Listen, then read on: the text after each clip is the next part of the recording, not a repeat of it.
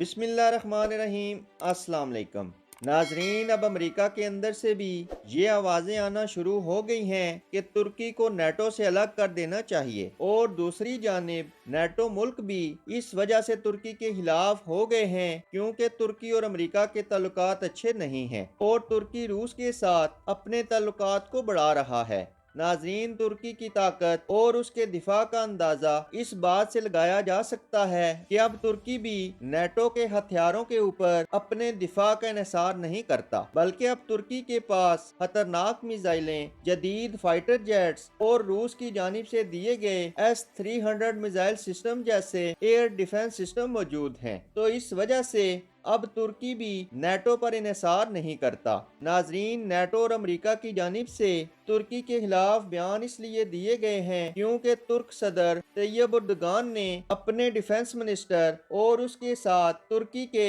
فوجی اعلیٰ حکام کو شام کے دورے پر بھیجا تھا، اور شام میں ان ترکی حکام نے بشار الاسد کے ساتھ بات چیت کی، اور اس بات چیت میں ترکی اور شام کی جانب سے دو باتوں پر اتفاق کیا گیا۔ ایک یہ کہ النصرہ گروپ کو شام سے مکمل طور پر ختم کیا جائے گا، اور دوسرا یہ کہ امریکہ جو النصرہ کے جنگجوؤں کو اپنے شام کے اندر موجود کیمپس میں ٹرینڈ کر رہا ہے ان کو نشانہ بنایا جائے گا۔ ناظرین، اس بات سے یہ ثابت ہو رہا ہے کہ مشرق وسطیٰ میں ترکی اور شام مل کر امریکہ کو للکار رہے ہیں۔ ناظرین، واضح رہے کہ سب سے اہم اور بڑا قدم شام نے اٹھایا ہے کیونکہ شام کے حکام کی جانب سے یہ کہا گیا ہے کہ ہم ترکی، روس اور ایران کے ساتھ مل کر امریکہ اور اسرائیل کو مشرق وسطیٰ سے نکالیں گے۔ ناظرین، آپ کو معلوم ہوگا کہ جولائی 2022 کے اندر ترکی کے صدر طیب اردگان اور روسی صدر ولادیمیر پیوٹن نے شام کا وزٹ کیا تھا، جہاں پر دونوں صدور نے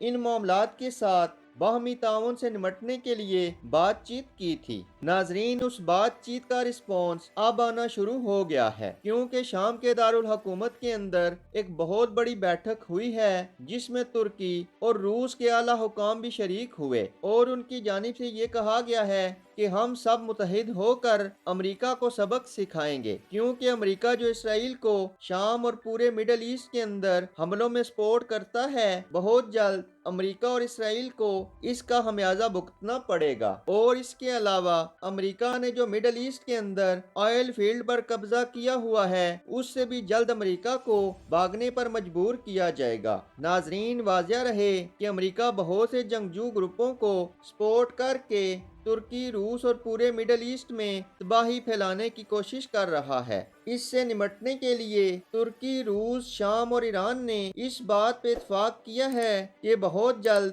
امریکہ کو اس کے کیے کی سزا دی جائے گی۔